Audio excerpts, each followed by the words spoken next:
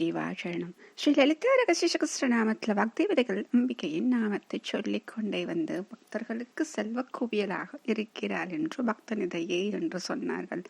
அடுத்ததாக அவள் எப்படி தன் கட்டுக்குள் அனைத்தையும் வைத்திருக்கிறாள் என்று சொல்வதற்காக சொல்லக்கூடிய நாமம் ஓம் நியந்தர்யை நாமாக.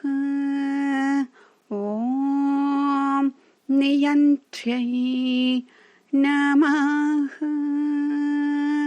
இதை எப்படி சொல்லுவோம் அப்படின்னா, யந்திரம் அப்படிங்கிறது நமக்கு மிகவும் பரிச்சயமான ஒரு வார்த்தை.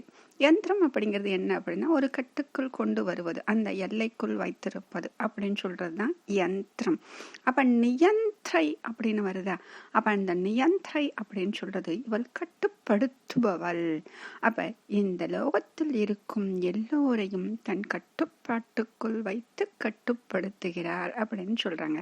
ஏன் அப்படின்னா, இதற்கு முன்னாடி நம்ம என்ன பார்த்திருக்கோம், ஓ மகாராஜ்ஞை நமகன்னு சொல்லிட்டு மகாராஜ்ஞியாக இருக்கிறாள் என்றால் இவள் இந்த லோகத்திற்கே அரசியாக இருந்து ஆண்டு கொண்டிருக்கிறாள் என்றால் அனைத்தும் அவள் கட்டுப்பாட்டுக்குள் தானே இருக்கும். அப்ப அவள் அப்படி இருப்பதால் யந்திரை என்று சொல்கிறார். ஆக யந்திரம் என்று சொல்லக்கூடியது கட்டுக்குள் கொண்டு வருவது இவள் கட்டுப்படுத்துபவளாக இருக்கிறாள். இப்படி கட்டுப்படுத்துபவள் எப்படி தன்னை மற்றவர்களை தன் பக்தர்களை கட்டுப்படுத்துகிறாள் என்றால் அன்பினால் கட்டுப்படுத்துகிறாள்.